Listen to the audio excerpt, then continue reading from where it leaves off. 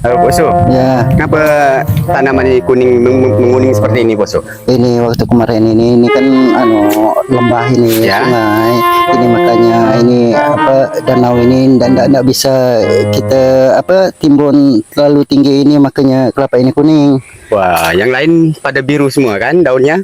Ini kuning, ini kita bahaya nih, kalau ndak ketahuan ini kita bisa bahaya nih, Boso.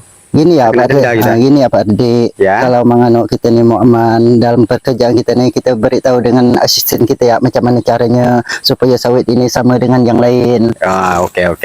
Sebentar saya hubungi Pak Asisten. Wah, berat juga nih ya lahan kita nih, Pak Usu. Ya, Pak Tardi. ya Pak. Ya, ya. Sehat-sehat? Ya, alhamdulillah ya. Pendapat Bapak nih bagaimana nih? Ah, iya. Wah, iya ya, saya tadi lihat hijau-hijau ya, tapi Iya, di iya, sini yang menguning. Padahal tapak timbun sudah ya, lain sudah. Ah, dulu Bapak yang nanam ya? Iya, ya Pak. Saya Ya kan? nanam. Bapak yang nanam kan? Iya, ya. Ah, jadi gini, Bapak ya dulu itu blok ini tuh boleh dibilang itu nggak bisa ditanam lah ya Ya, karena karena Pak terendam. sungai terendam. ya ada Iya. aliran sungai Iya, kan. iya Pak.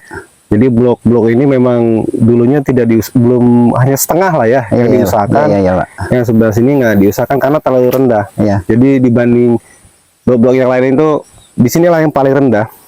iya. Jadi caranya macam mana Pak ini nak ngamannya yang kuning ini nyamakan yang lain nih? Ya betul. Jadi maksud saya untuk urusan seperti ini memang biasa terjadi Pak. Iya, iya. Karena nggak semuanya, apalagi dulunya kan ini banjir dulunya. Iya, iya Pak. Artinya titik rendah lah. Iya. Dulunya seperti itu.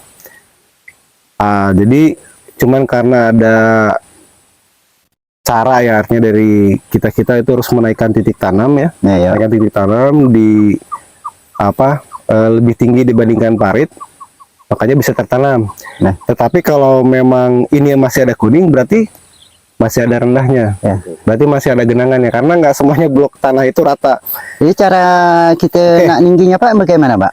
Jadi kalau mengenai hal seperti ini, kenapa bisa kuning? Yang pertama gini Pak, Ya, ya. Bapak harus tahu dulu Iya, iya. kenapa bisa kuning. Iya, iya. Nah, untuk petani juga kalau misalnya ketemu yang seperti ini jangan dibiarkan. Jangan menunggu semoga gak ada hujan terus kan. Kalau nggak ada Iya. hujan terus bahaya. Ya kan? Iya. Jadi yang pertama kalau ketemu seperti ini kenapa terjadi?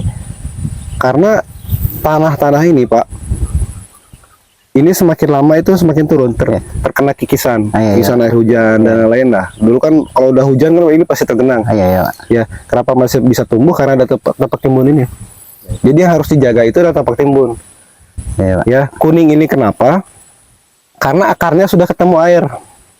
Oh gitu Pak. Kalau Ya. ketemu air Ya. sedikit nggak apa-apa, dia hanya untuk penyerapan. Tapi karena di dalam ini akarnya itu sudah Rendam lah ya, Pak. sudah terendam. Oh iya, iya, iya. Kalau terendam lama, bapak-bapak juga harus tahu kalau terendam lama itu nanti kalau secara teori lah ya, Iya, iya, Pak. secara teori itu kalau misalnya untuk penguraian kayak kasih pupuk dan segala macam kan butuh mikroba tuh. Iya, iya Pak. Jadi kalau misalnya tergenang Pak, ya mikrobanya itu nggak hidup karena yang kita butuhkan iya. itu kan mikroba tuh yang positif atau yang menguntungkan.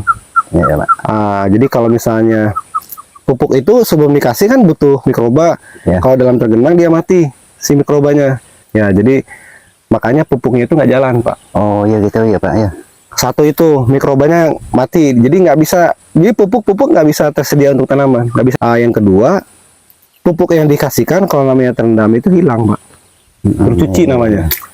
Ya. Jadi tidak ada fungsi ya Pak ya. Betul, makanya kalau bapak-bapak petani melihat yang seperti ini kenapa itu kuning, meskipun bapak kasih pupuk berapapun, akan bahaya Pak ke depannya. Oh, iya. Ya, karena bisa dibandingkan dengan kawan-kawan yang lain, Iya, iya. pokok-pokok kawan yang lain. Ya, betul. Iya. Jadi jangan dibiarkan Pak. Jadi caranya, ya kita jangan bikin tergenang. Jadi kalau misalnya ini kita kasih tapak timbun lagi kan, hasilnya akan seperti ini lagi. Iya, iya Pak. Ya, jadi caranya kita pakai karung. Oh gitu. Jadi Pak, karung ya, isi ya, Pak. tanah, kita keliling. Dikeliling ya. pokok pohon Pak. Ya betul. Ya. Mungkin inilah kurang lebih Se- sekitar 1,5 meter sampai 2 meter Pak. Tapi kita ngelihat dulu ini ya Pak, daun. daunnya, Ya. karena akarnya di sini. kita kasih seperti ini, Pak. Ya, artinya kasih seperti ini. Nanti dikelilingi sama karung, terus kita tambahin tanah. Tujuannya apa? Tujuannya biar akar-akar baru itu, Ya. dia punya tanah yang tidak tergenang. Oh, gitu ya Pak. Saya Betul. Karena kalau gini kan nih posisinya nih, akarnya udah di sini, Pak. Dia pasti terkena sentuh air. Iya. Bagaimanapun juga akar tetap akan menyebar terus. Nah, ini kalau dibiarkan lama-kelamaan akan kuning terus dan mau dikasih pupuk pun susah selamat. Oh, enggak bisa sama. Nah, Ya. tapi nggak usah takut, Pak. Nggak usah takut. Pada saat pokok ini kan sawit ini bandel, Pak. Ah, iya, iya. Jadi pada saat nanti kalau udah kita bisa selamatkan dia sampai ya TM1 lah. Ya, dengan sendirinya. Ya, dengan sendirinya dia akan lebih tahan dengan air ini. Jadi terendam pun dia masih tetap hidup, bisa menghasilkan. Oh, gitu. Karena apa? Dia kebutuhan airnya semakin tinggi. Kalau seperti ini kebutuhan air masih sedikit. Jadi terendam dikit aja mati. Ya. Iya. Oke, jadi itu salah satu caranya. Bikin karung di tanah ya. Isi Iya, tanah, kita kasih keliling. Terus nanti Bapak timbun. Udah itu mau dikasih pupuk aman, Pak. Karena nggak akan lari. Oh, iya gitu Betul ya kan? Pak ya. Iya gitu ya. Ah, iya. Oke, Iya, kita Pak, ya. coba kita lanjut aja dulu. Kita coba dulu ya. Oke, jadi intinya seperti itu, Pak. Ya. Oke, paham, Pak ya? Iya, Oke, makasih, siap, Pak. Pak. Siap. Dengan cuaca lepas hujan ini, apakah air bisa tertahan di piringan tadi? Mari kita lihat.